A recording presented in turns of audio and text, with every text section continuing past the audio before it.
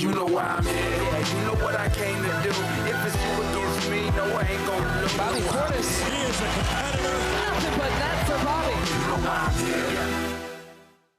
Woo, he is back. I don't even know what to do with you right now. The NBA Cup champ on the show. Okay, how much of the 500,000 is gone? Good? Did you spend it good? Like, tell us. Nah, I ain't. First off, man, how y'all doing? Y'all good, man? Dang, I ain't see y'all. How you doing? Man. You got the glasses on? Yeah. Yeah, Yeah, these my hater blockers. These my hater blockers, man. These my hater blockers, man. These just ain't real. You know what I'm saying? These just not regular glass. These my hater block. I got my hater blockers on right now, man. There's a lot of hating going on, but I haven't even touched my bread because I ain't got it yet, man. It ain't come on the first though, so it's on the way though. It's on the way. It's on the way. It's God, on the way though. A little New Year present. By the way, our producer Conrad, bit of a snitchy moment for him, but he ran into you at 6 a.m. That morning in the lobby over at the Wynn. Y'all had been celebrating. Tell us what you can tell us about the celebration. I can tell you that it was lit. No, but nah, man. I actually was coming from the Win, man. You know, I only go to the Win to win, man. That's nice. My spot, man. I actually seen Lou over there. I don't know if I'm supposed to just. I don't want to be telling people business where they at. You they can. whereabouts or nothing, Lou. I was outside. It's I don't all want to good. tell nobody whereabouts or nothing, man. But I actually seen my boy Lou over there. Lou gave me a little handshake. You know what I'm saying? So shout out Lou, man. Shout out Lou. Bobby, you guys decided not to do the typical locker room celebration immediately after the win when the league provides you a champagne and beer. Were you on? I personally love that. It's like you guys obviously this is you handle the task at hand, but you're playing for something bigger. What were your feelings on that, or would you rather have popped some champagne? What was your take on that? I was in the middle of it, right? Because watching last year, the Lakers, they celebrated. And, once we came to the locker room, I was expecting champagne and all of that to be in there, to be honest. I'm not even going to kid you. Then once we got in the locker room and there wasn't no champagne there, I was like, dang, this was kind of awkward. You feel me? And then I just took my medal off, went to the shower, showered, and it was a regular game for us. But I think that was good for us not to celebrate, obviously. What we celebrating for, man. We got a regular season to focus on. We got 57 more games at the time to focus on to be the best we could be. And just staying locked in on the moment, man. It's a big year for us. And I'm glad that our coaching staff and our front office decided to go that route. It definitely kept us focused on the task at hand. And I think guys been locked in, especially over these last 15, 16 games. Our team is just trending in the right direction, and it's been fun to go out there and hoop each and every night with the guys.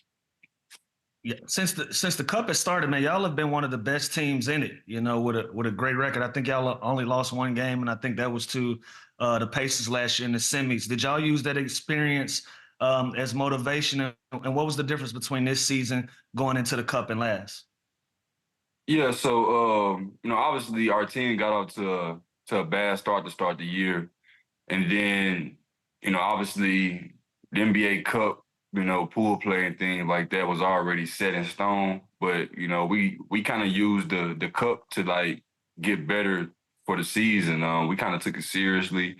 Everybody was locked in, and games before the cup game, we tell guys just lock in. I think our team group chat has been a common denominator of our turnaround in the season, man. Guys being locked in. Obviously when the camaraderie and the chemistry is high, it just makes the basketball so much easier to go out there and hoop.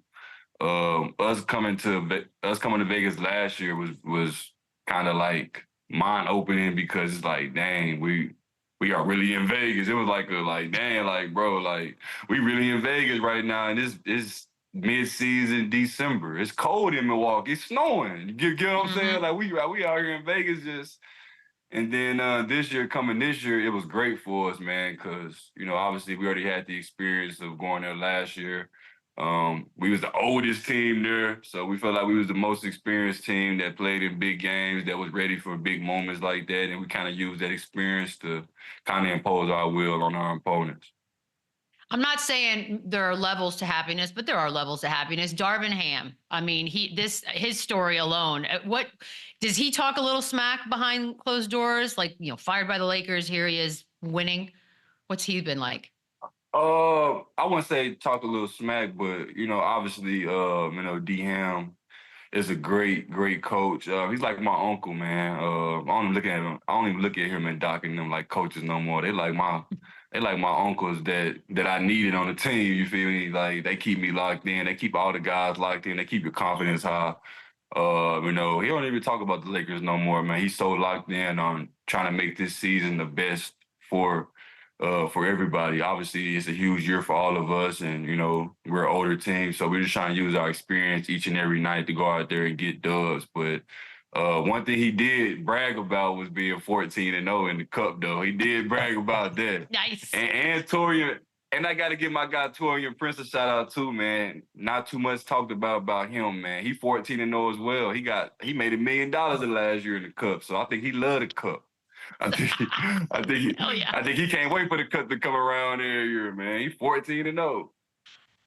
By the way, I do think that's natural. Like when the Pistons play the Cavs this year, those guys want to play good for JB Bickerstaff, feeling that he got treated a certain way. And when you were asked about the difference of the Bucks and the Lakers, NBA Cup team, you had some zingers. You said that the Bucks are hardworking and the Lakers and selfless guys, while the Lakers are Hollywood. You guys play them coming up March 13th. Now, do you think those comments alone are going to spark a little rivalry? You think it's going to be a little extra more with the whole Darvin Ham situation? What's your take on that whole kind of situation with that?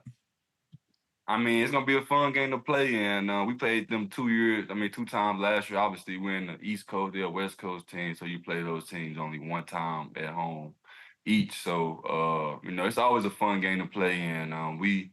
Our games last year actually went down to the wire. We actually lost both games by like under 3 or 4 or 5 points. So, it was great games to play in. And, obviously, for Coach Ham, it's a big moment for him. So I think our guys will be fired up for him to go out there and get a dub. And on the other side, they'll be fired up and not want their coach to beat them. So it's just going to be a great game for TV. Hopefully that game is somewhere live nationally. I think it's a great storyline behind it, and it's a great game to follow. Two good matchups with two veteran, savvy teams, two playoff-style teams. So it should be a good game. Hopefully it's broadcasted somewhere, and hopefully the world can see us, go at it and hoop. I love those type of games. I love the competitive spirit. One of my biggest qualities and traits as a player is my competitive spirit, and I live for those type of games.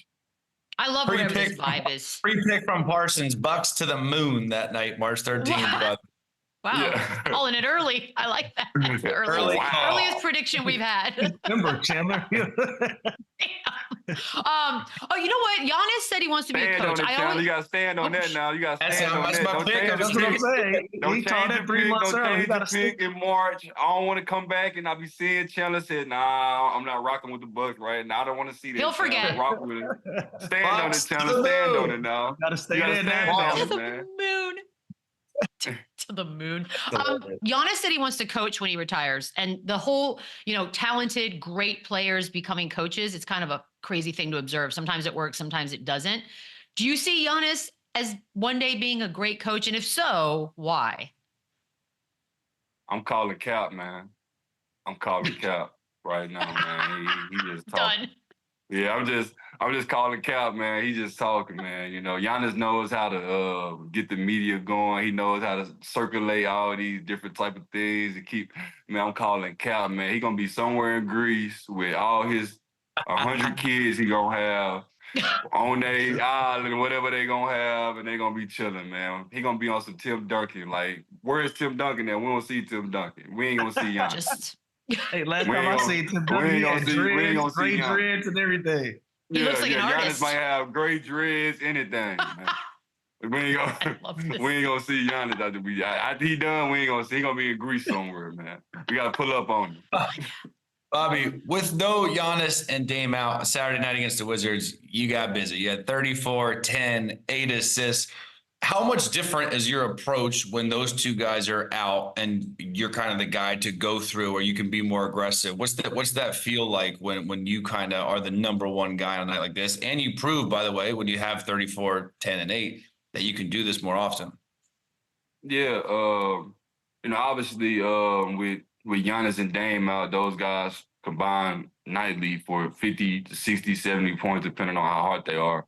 And I know it's the totality of our season that, every game, guys aren't going to play 82 games. So at some point, I know I'm a sixth man on this team, but I know at some point I'm going to get some spot starts. And in those spot starts, I try to just be the best version of myself, be the best Bobby Portis I could be on a nightly basis. Take the shots given to me, play with confidence, play with swag. Over my course of my career, the game has slowed down for me so much that I kind of see things for it happen now, especially in the post. I get trapped a lot, and guys always digging. So just getting the ball out on time. If I can get the ball out on time, get the ball swung around to the opposite corner from my shooter, get him a shot, it makes him feel good, and it gets me in the flow as well and keeps the defense honest. Then I can work and play one-on-one a little bit, and the game starts to open up for me. So, when I start, I just try to have the same mindset, be aggressive, man. I come off the bench, I'm still being aggressive. I'm always going to be aggressive. I feel like basketball is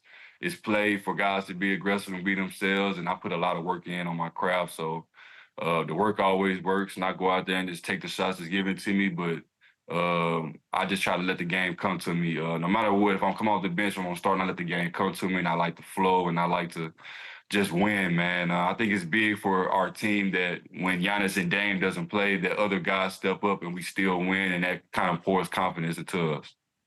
All right, so you're 2 assists shy. Obviously, the line's right there of a triple-double. Doc's blaming Dame. Dame brought it up. You never mentioned a no-no in the moment that the no-no is happening. So are you blaming Dame? Man, I'm blaming Dame because I got caught in the middle of like, should I go for 40 or should I get a triple-double? Like I got caught in the middle. I'm like, dang, should I go for 40 or triple double? I don't know which one I want right now. Like, and then get a 40-point triple double. There it is. He like, nah, bro, shit, bro. You already need 2 more assists, man. Go on, get him. I'm like, all right, bet. I'm gonna get these 2 assists. And I was trying to get him off, but nobody could hit a shot for your boy. Man, I'm like, man, I hit all these shots all game long. And then the last quarter, I can't get nobody. I'm like, man, all right, cool, man. All right, cool. And then, the ones I pass to somebody, they swing. So it's like, it's not my assist, it's a hockey assist. I'm like, oh, man, this is crazy. But definitely if Dame didn't say nothing about my 8 assists, I probably would have got some because I started focusing on it too much. I was focusing on it. I was like trying to DHO, pass, screen. I'm like, man, it's not working right now. And Doc is the 6-man whisperer now. I got 3 out of them. Jamal got 3 out of them. You finished 3rd in the 6-man of the year voting twice. When you have games like that, do you prefer to start like, you know what, bro, I'm cool on the bench. Like, I want to be back in that lineup at games like that. Nah, so like I know the moments, like, so, I know like I can score and I can create advantages for other people. So in moments like that, coming off the bench would be cool, but I would want to start because I know like getting off to a good start is critical, and I can help us get off to a good start. Especially with Giannis and Dame out, I can be a little more aggressive.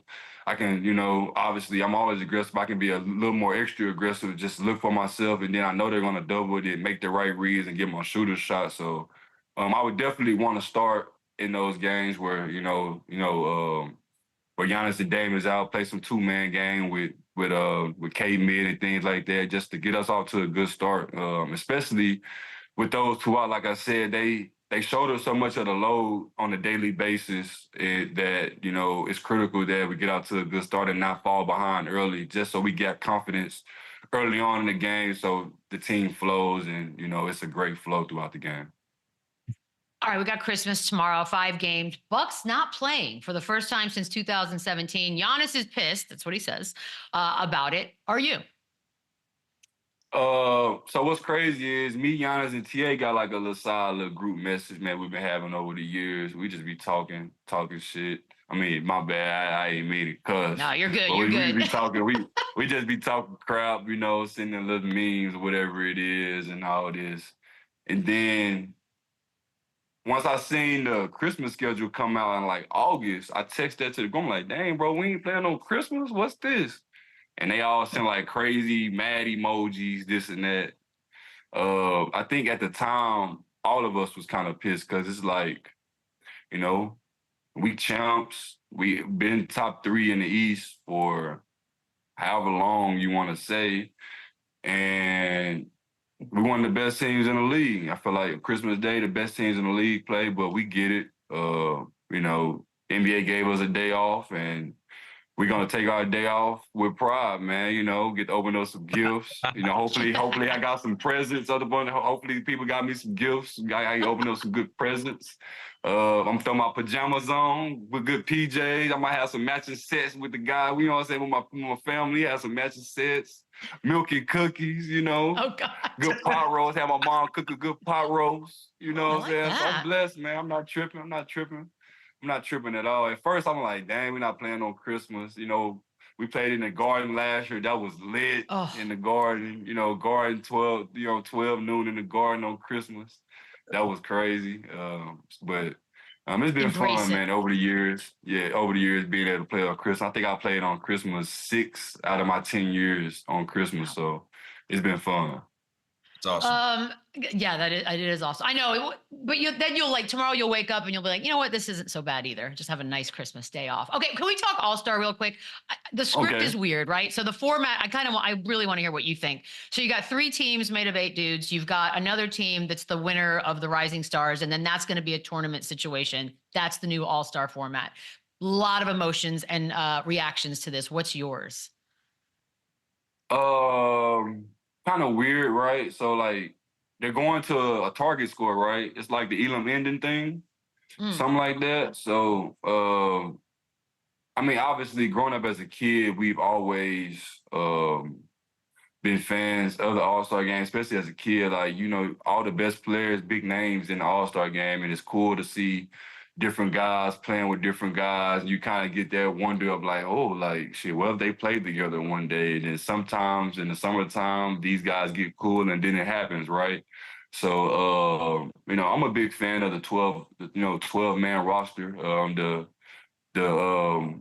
the more traditional format, but I get it, you know, for viewership and, you know, guys want to get more views, especially the league right now with our viewership, whatever it is, they saying is low, and how the All-Star game has been not competitive over the last, 4 or 5 years, they say, because they've changed the format so much now that I feel like at this point it's more so for viewership. But, you know, I'm like I said, man, going back to the facts, I'm just a big fan of the 12-on-12, man, the East versus West.